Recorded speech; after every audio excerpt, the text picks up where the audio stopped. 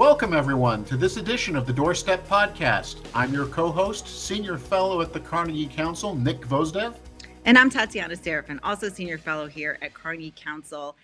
Today we'll be talking about Ukraine and all the news coming out of Ukraine and Russia over the last couple of weeks with Mark Temnycky, a non-resident fellow at the Atlantic Council's Eurasia Center and journalist covering Ukraine. But I want to also mention your piece in Carnegie, your recent piece on the ethics of what is happening in Ukraine. Nick, if you could just briefly give us a headline of that piece, because I think it's important to bring in that point of view of what's been going on over the last couple of weeks.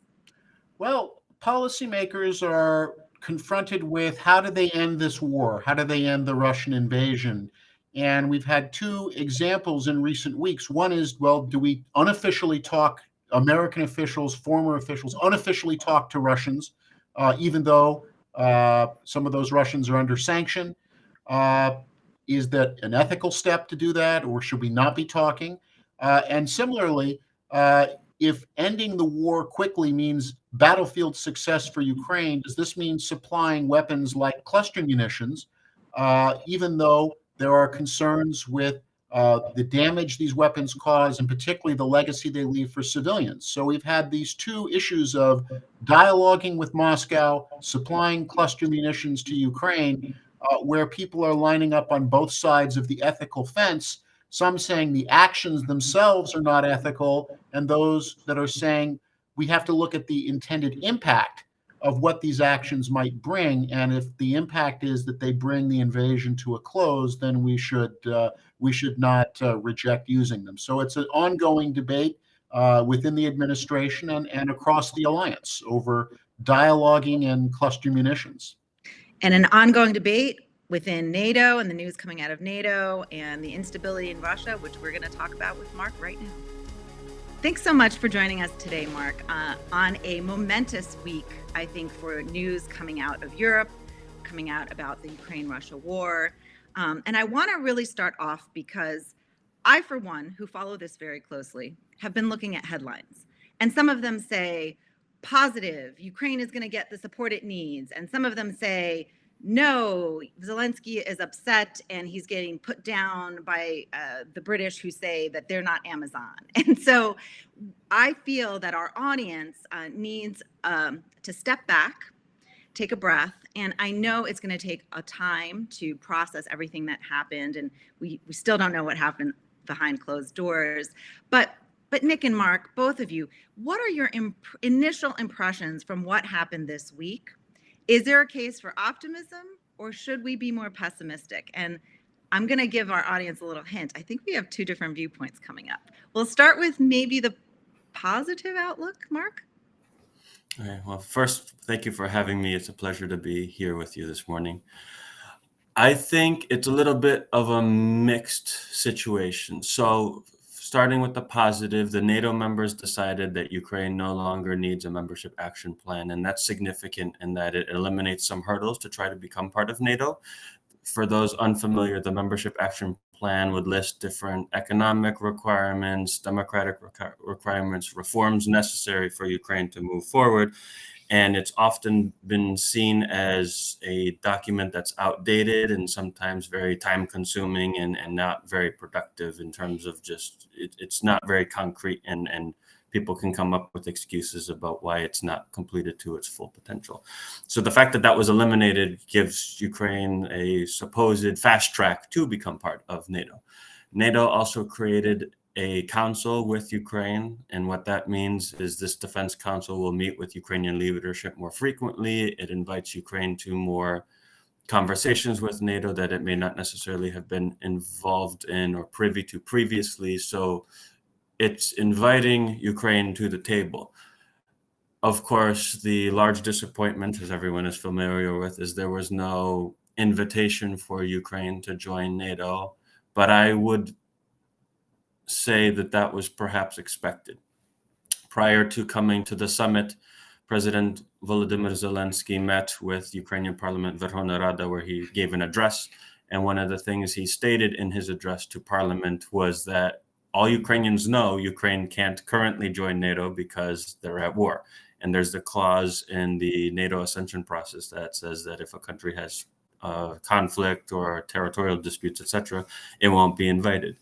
Similarly, the Article 5 in NATO states that if one country is attacked, other member countries are attacked and they would have to participate. So everyone understands that if Ukraine was hypothetically to join NATO tomorrow, that would extend Russia's war to the entire European continent, and no one wants that. So I think it's a little, in my opinion, misleading with how news is being reported, because everyone's saying, oh, Zelensky's embarrassed, he's left disappointed. He knew going into that was never going to happen. And I think the biggest takeaway now is when NATO issued its communique, it stated a phrase, if you don't mind me reading, that says that Ukraine's future is in NATO. We, being the alliance, will be in a position to extend an invitation to Ukraine when allies agree and conditions are met. So that means that we don't know when Ukraine will join NATO, but now it seems like there is an agreement that it will happen eventually. Whereas prior to the war, it was always if Ukraine could join. So I think that the language is significant. Nick, do you agree? I think it's a mixed picture. I'm always concerned about the follow-up, which is what follows up from this, what concrete steps are taken. I agree with Mark that removal of the map as a condition was an important step for Ukraine, because these documents can often be used to delay membership or provide excuses why it can't happen.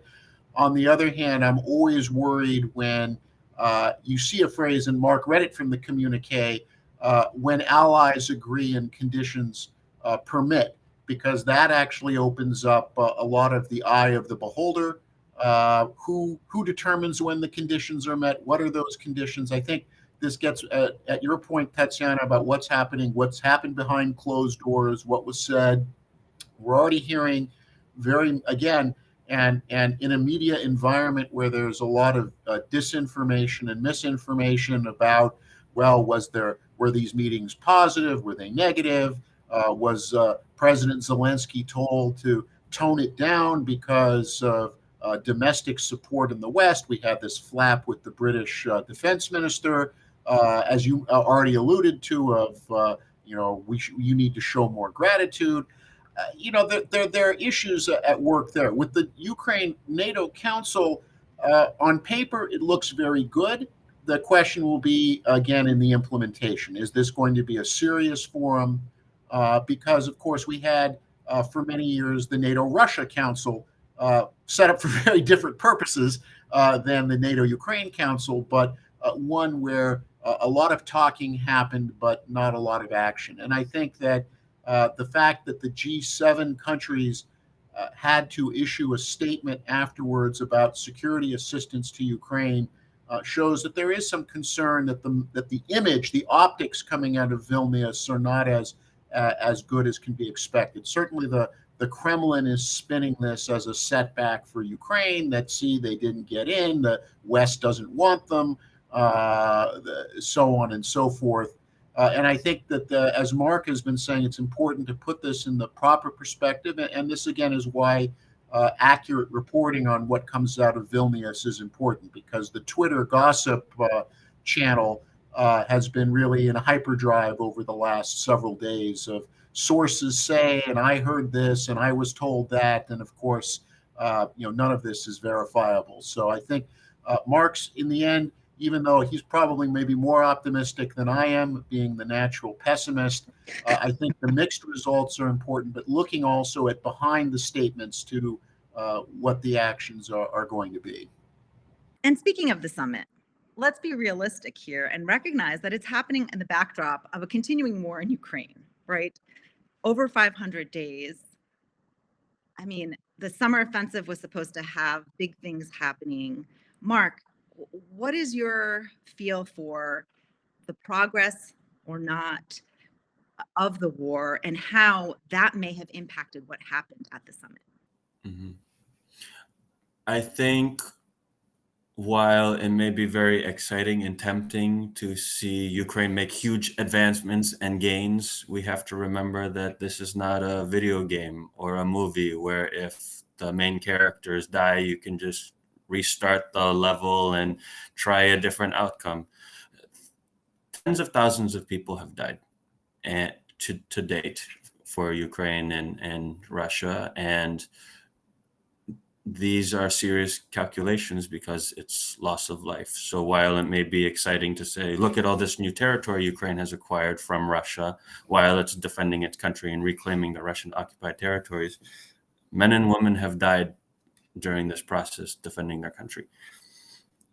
So from moving on from that point, Ukraine has made some gains in the south and the east. There were reports recently that they're starting to push the Russians out of areas around Bakhmut, which is significant.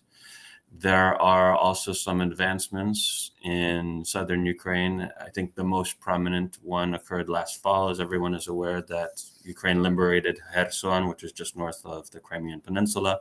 To date, that is still the only major Ukrainian city that the Russians managed to capture, which took them several months, and the Ukrainians got it back in a few weeks. So I think that's just telling in Ukrainian military capability too. Yes, of course, thank you to Western weaponry and advancements, and thanks to President Poroshenko and President Zelenskyy, over the years, Ukraine and NATO cooperated and conducted several training exercises. So this is one of the reasons why Ukrainians have been so successful using Western weaponry. They're familiar with how it works.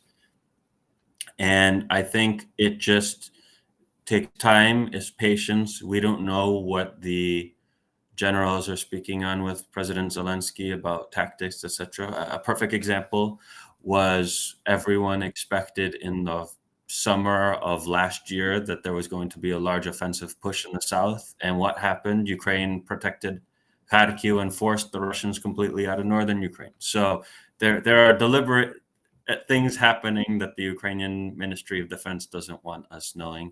And I think it's just a matter of letting the Ukrainians continue doing what they're doing. Continued assistance from the West will help. And I think while on one hand, the news will be the news and report on what it wants to, it also needs to be respectful in that Ukraine is defending its country. And if people are reporting troop deployments or movements, etc., that only favors Russia.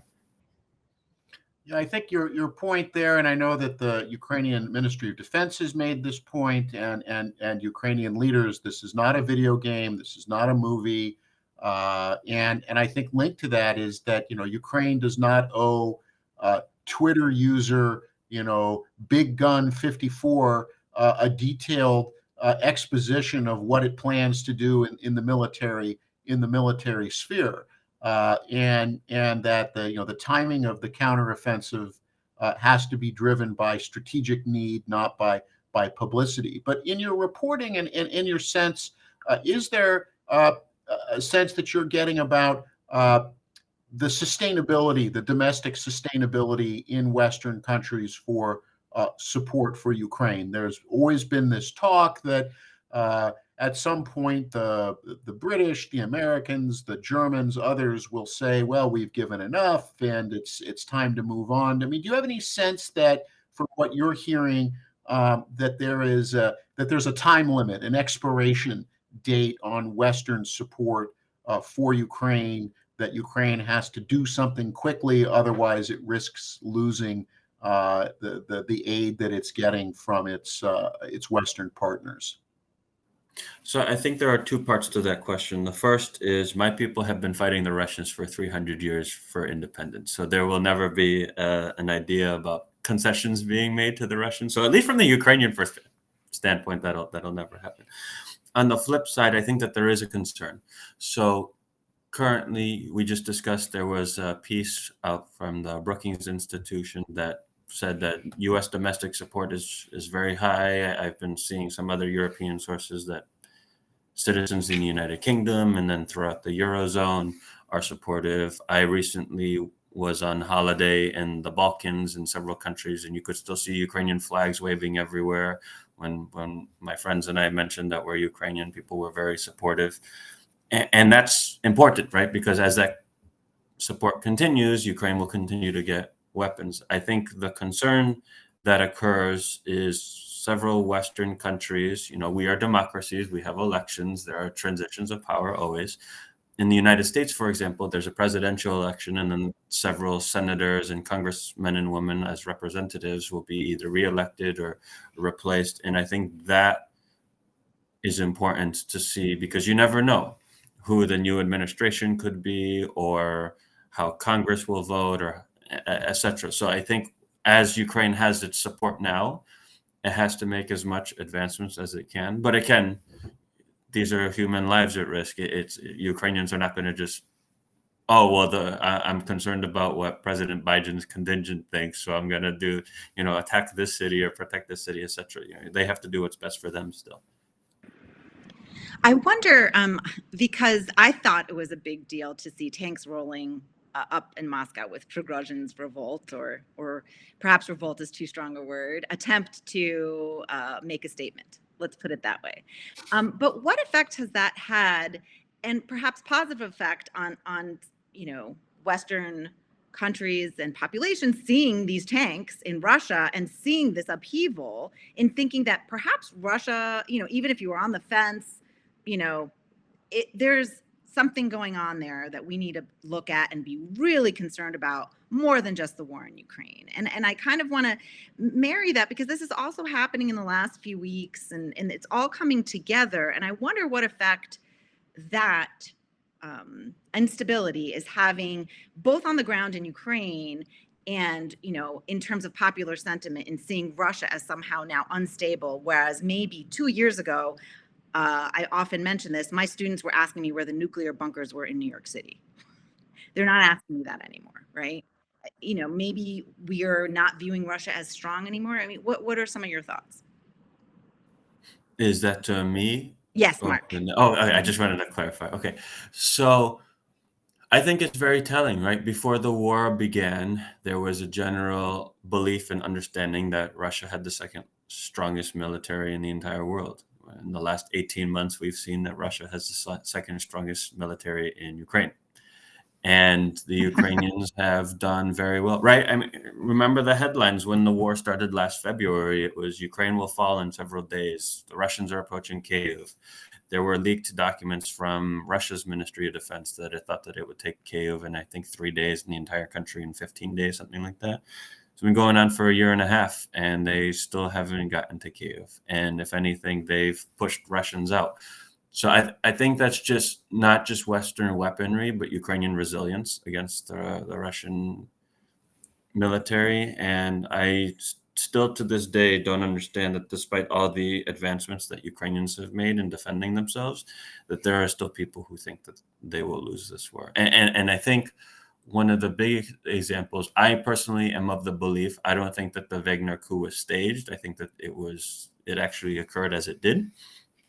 And it was telling. There were jokes on Twitter that the advancements in terms of kilometers covered that Wagner did moving from eastern Ukraine onto Moscow was the fastest Russian advancement throughout the entire war. And what's funny is it wasn't in Ukraine, it was in their own country. And in addition to that, Wagner forces shot down 7 Russian aircraft, and then there were casualties on both the Russian military and the Wagner side. So I think it showed, in addition to not only Ukraine's ability to defend itself, but Russia is not as strong as people think it is initially. And in my opinion, even more reason to provide Ukrainians with more weapons to force the Russians out. Because unfortunately, that's what the Russians understand, right? What happened when Wagner left Western or Eastern Ukraine and entered Rostov? Several police officers and military officers joined the Wagner advancement onto Moscow. It had nothing to do with we want to end the war. It was how can we kill Ukrainians better? And this force seems to be more prominent than the others, so we're going to do that. So I think that has helped shape some thought processes, but also there's a bit of a division, right? In that countries who are in the European, who are in Eastern and Central Europe, are familiar with their communist past and familiar with their relationship with Russia, whereas those who have the privilege of living in the West don't necessarily have to be concerned about how Russia is conducting cyber attacks or violating their airspace or territory or things along that line. You mentioned, and building on that, the questions of narrative and of image. And last year, Tatiana wrote a very insightful article for Orbis about Ukraine winning the digital war, winning the war of narratives, winning the war of ideas. And I wanted to link back and to ask you. You mentioned President Poroshenko, which I think people forget that he was president from 2015 until a democratic election and conceded power in 2019. And that he had built up, started the cooperation, started the reform of the Ukrainian military, which was absolutely critical, as you've noted, to its success. But the question would have been: do you think that there's something about President Zelenskyy that President Poroshenko or other Ukrainian politicians wouldn't have been able to do the same job? Is there something about sort of Zelenskyy's his youth, his dynamism, his acting background that enables him to really connect both within Ukraine, but more importantly around the world in a way that, had a different president been in power in 2022, this might have worked differently? Or is this the case that it wouldn't have mattered? Any Ukrainian president in 2022 would have become the war president. And just from your reporting and your sense, both from within Ukraine and without, I mean, the Zelenskyy factor, him as an individual and him as a symbol, is that something we should be taking into account? I think absolutely. I think that because President Zelenskyy formerly was an actor and someone involved in media, he understands how this works. So these campaigns that his initiative, United 24, put out all these videos, or the different ministries putting out information sessions, etc. He understands optics. He understands how to get people. He understands how to provide a lot of information and being very concise. So he has a significant advantage that other politicians do not have, in that he is also very forthcoming, and he's not embarrassed, or he is not ashamed of telling people how it is. He's very direct in his narrative, where I think politicians in general, right, they have that persona about them, and probably very cordial and diplomatic. Not to say Zelensky's not, but I think he has that advantage, and that plays in his popularity too, right? Because he's promoting his people. He wants to protect his people. And I can't speak on the minds of what other politicians are thinking, but President Zelenskyy had an offer to flee the country with his government and have a government in exile, and he chose to stay there instead. And I think that's just speaks to his character about who he is. I wonder, as we're talking about this, how much of this is generational thinking, right? He is, a new generation, a younger generation, many Ukrainians. I mean, it's a younger population. How much is driven by, this, need to be direct and straightforward? You're growing up online in a selfie culture, so you're going to just be no filters, right? And I wonder how much of this even support globally is driven by a younger generation knowing how to use social media, knowing that identity is more important, right? This idea of identity has really shifted in the last 5 years. Everybody talks about identity, and so I wonder how much of that is driving what Zelenskyy is doing and the success of his messaging. Mark? I think very much so, because people of the younger generations turn to social media as a very quick and instant way to get news or follow prominent individuals, etc. And I think that it was also very telling with President Zelensky's election in 2019, where he used a lot of social media platforms to talk and engage with his audience, which really other politicians didn't do so. And it had a large effect. In Ukrainian parliament, several seats were lost to President Zelensky's party, Servant of the People, and it was anywhere from career politicians to people who had never served in government in their lifetime, former journalists or artists, etc. So I think that there's this push, not only in Ukraine, but also in several Western countries with younger generations. There's this thought about, oh, there are these career politicians, and you have people who get to their 70s, 80s, 90s serving their positions, and they're constantly reelected. They don't really know how to engage with their youth, etc. Whereas younger generations are trying to get involved and get inspired and do these different types of engagements with their government. Well, and just as you were mentioning that, I was thinking, Mark, about a point that I've heard a number of times, which is not just simply Ukraine wanting to go westward as a challenge to kind of Russia's geopolitics, but for Putin, who is all of those things that you described, is not. Guy who's been around since 1999, very much is part of the old order, keeps getting reelected, that there's a sense that particularly after President Zelenskyy was elected in 2019, not just in Ukraine, but across the border for younger Russians to be able to draw comparison points between kind of the leadership that they have.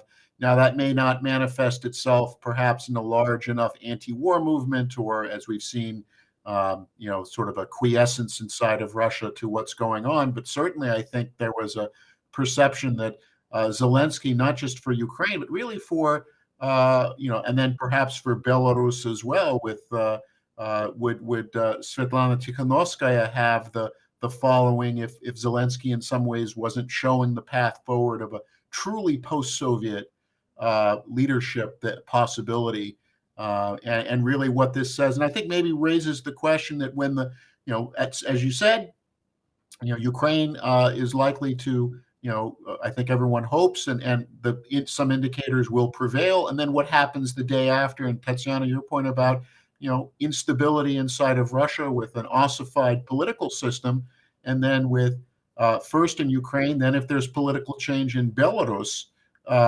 with Lukashenko not being able to hold on, really ultimately the impact that has in Russia itself. And I think that for Putin, Ukraine was an existential threat, but perhaps Zelenskyy also was an existential threat, given that I understand that, his comedy, he had a following in Russia as well.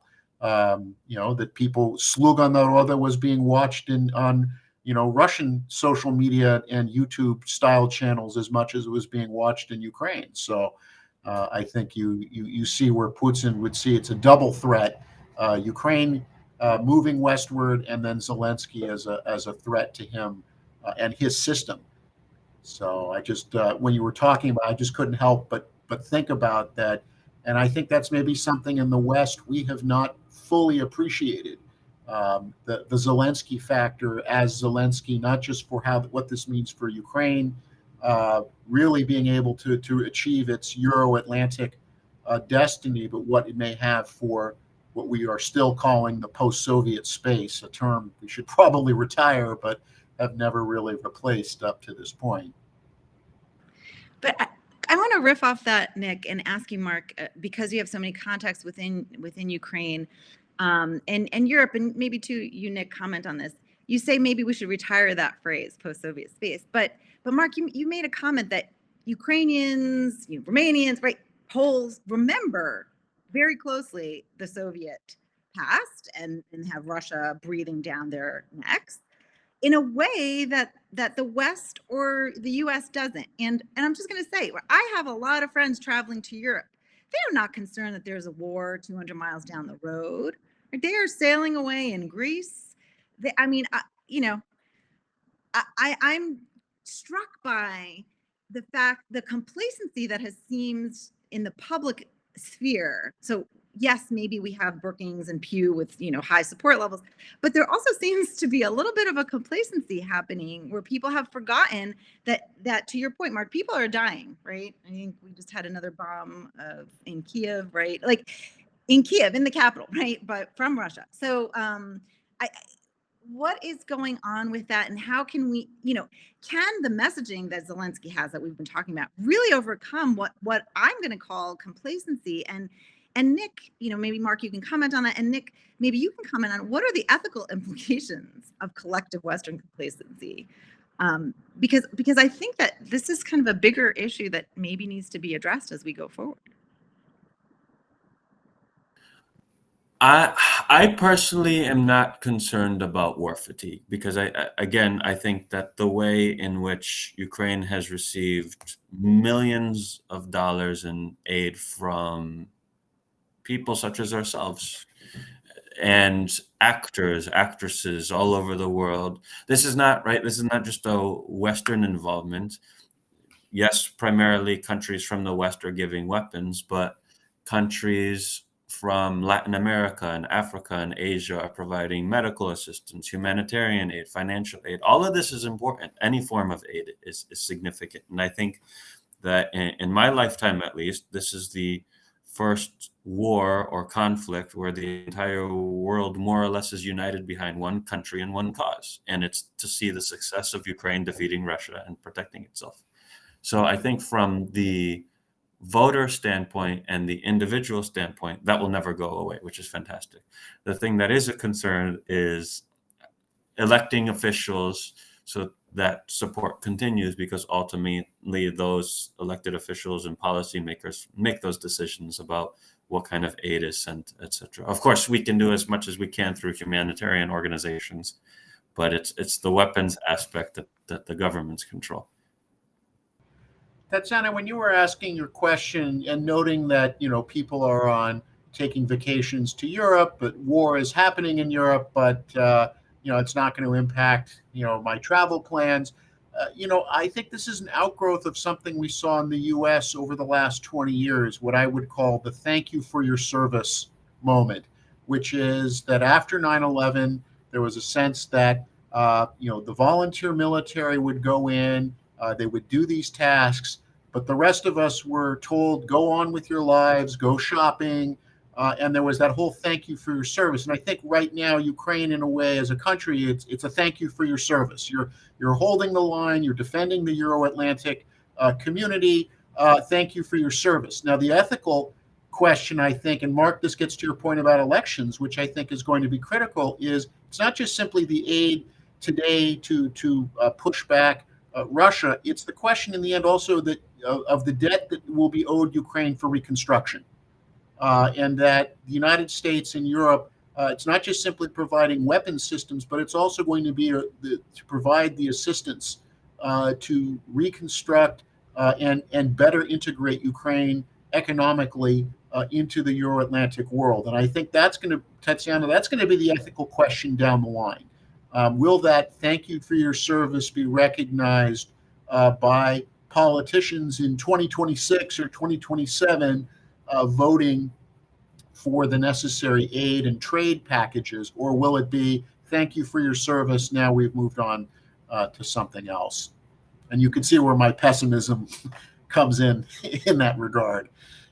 Well, this has been a great conversation. I want to end it with a question because we talked a lot about misinformation, disinformation. Mark, where do you get your information? What are the best news sources? Where can we tell our audience to go look for information about Ukraine, mostly in the English language?